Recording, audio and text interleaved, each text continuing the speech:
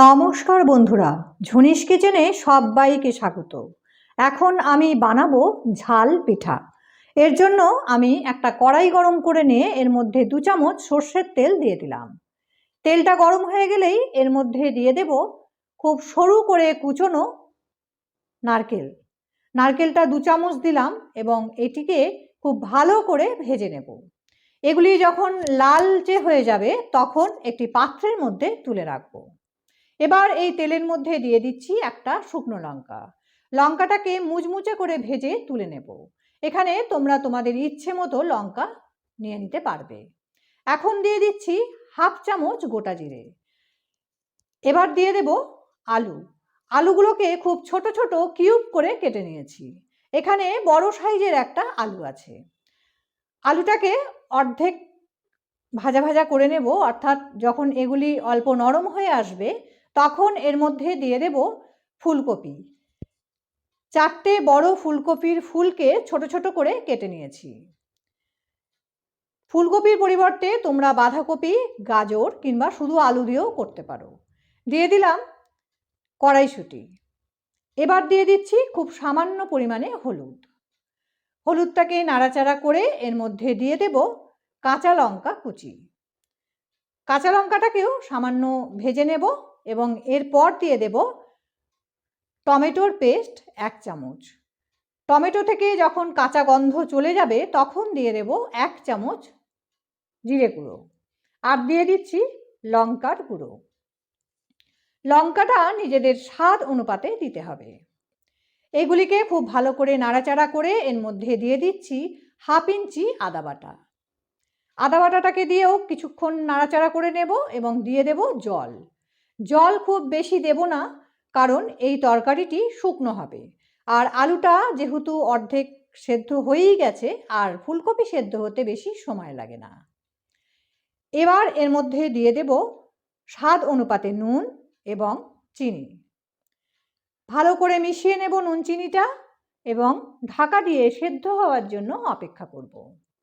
ঢাকাটা খুলে ফেললাম, জলটা প্রায় শুকিয়ে এসেছে আর সবজিগুলো সেদ্ধ হয়ে গেছে। সবজিগুলোকে আমি এখন খুন্তি দিয়ে এইভাবে ভেঙে দিচ্ছি। খুব বড় বড় থাকলে পিঠে বানাতে অসুবিধা হবে আর জলটাও তাড়াতাড়ি শুকিয়ে যাবে। এগুলি যখন প্রায় শুকিয়ে আসবে তখন এর মধ্যে দিয়ে দেব খুব সামান্য পরিমাণে দারচিনি গুঁড়ো। এটি না থাকলে যখন জিরে ফোড়ন দেবে প্রথমে, তখন সামান্য 1 টুকরো দারচিনি দিয়ে পুরো তরকারিটা রান্না হয়ে গেলে দারচিনিটা তুলে ফেলে দিতে হবে। এবার এর মধ্যে দিয়ে দেব ধনেপাতা কুচি এবং এরপর দিয়ে দেব ভেজে রাখা নারকেল এবং শুকনো লঙ্কা। শুকনো লঙ্কাটাকে হাত দিয়ে আমি গুঁড়ো করে নিয়েছি। এইগুলিকে এবার ভালো করে মিশিয়ে নিয়ে একটি পাত্রের মধ্যে তুলে ঠান্ডা করে নেব। পিঠের ডো বানানোর জন্য একটি প্যান গরম করে নিয়েছি। এবার এর মধ্যে দিয়ে দেব 2 কাপ জল আর দিয়ে দেব নুন।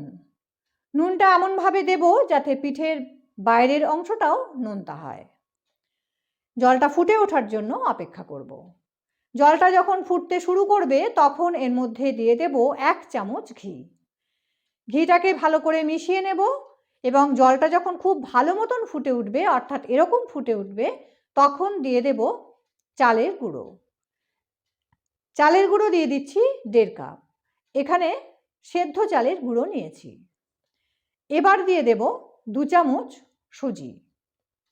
খুব ভালো করে সমস্ত উপকরণ ভালো করে মিশিয়ে নেব গ্যাসের ফ্লেমটাকে লো করে, এবং সমস্ত উপকরণ যখন খুব ভালো করে মিশে যাবে তখন গ্যাসটাকে অফ করে দেব এবং এইভাবেই নাড়াচাড়া করতে করতে ঠান্ডা করে নেব। ডোটা সম্পূর্ণ ঠান্ডা হয়ে গেছে। এখন এটিকে হাত দিয়ে আমি আরও কিছুক্ষণ মেখে নেব।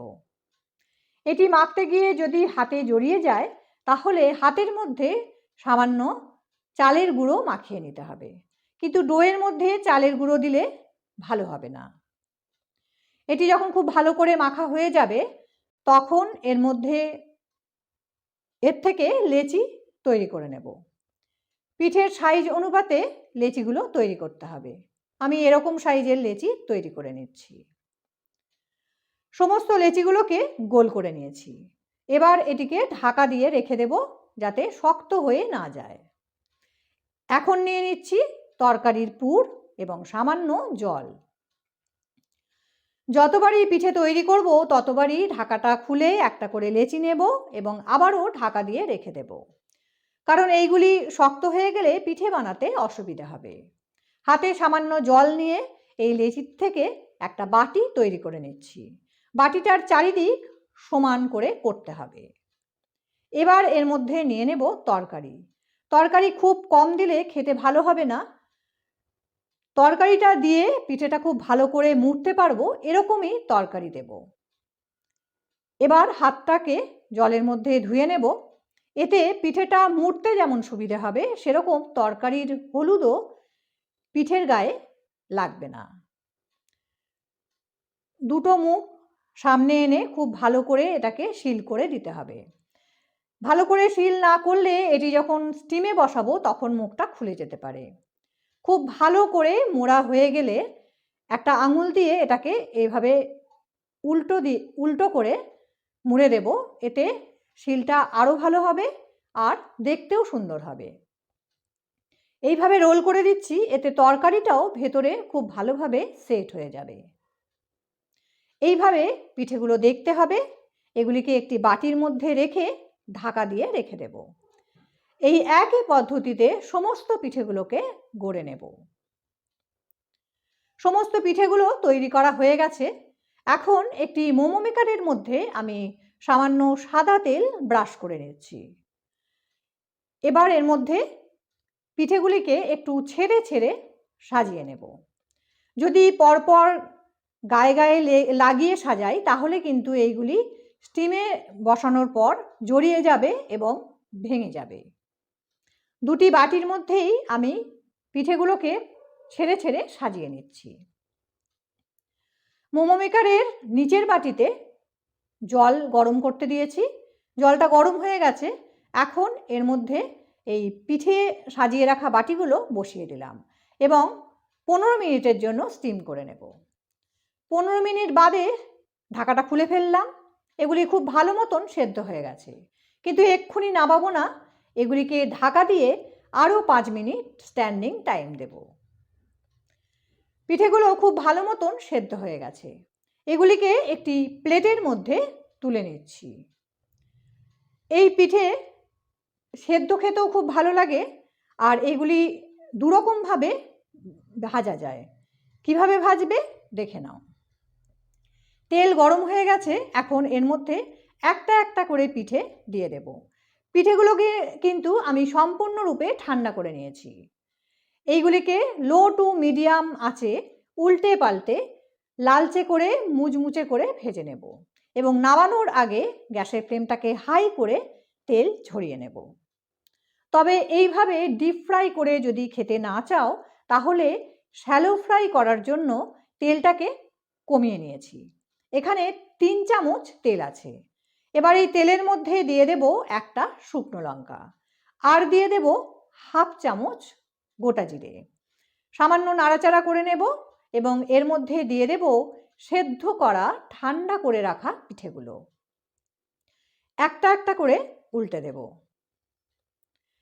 সমস্ত পিঠেগুলো উল্টানো হয়ে গেলে এর মধ্যে দিয়ে দিচ্ছি খুব সামান্য পরিমাণে হলুদ এবং নুন। হলুদটা নাও দিতে পারো।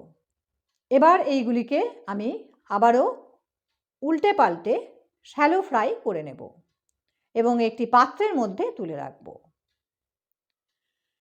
তৈরি হয়ে গেছে ঝাল পুলি পিঠা। আরও 2 রকমের পিঠার রেসিপি এন্ড স্ক্রিনে দেওয়া থাকবে, চাইলে দেখে নিতে পারো। ভিডিওটি ভালো লাগলে লাইক, শেয়ার এবং সাবস্ক্রাইব করতে ভুলো না। পাশে থাকা বেল আইকনটিও প্রেস করে দিও নোটিফিকেশন পাওয়ার জন্য।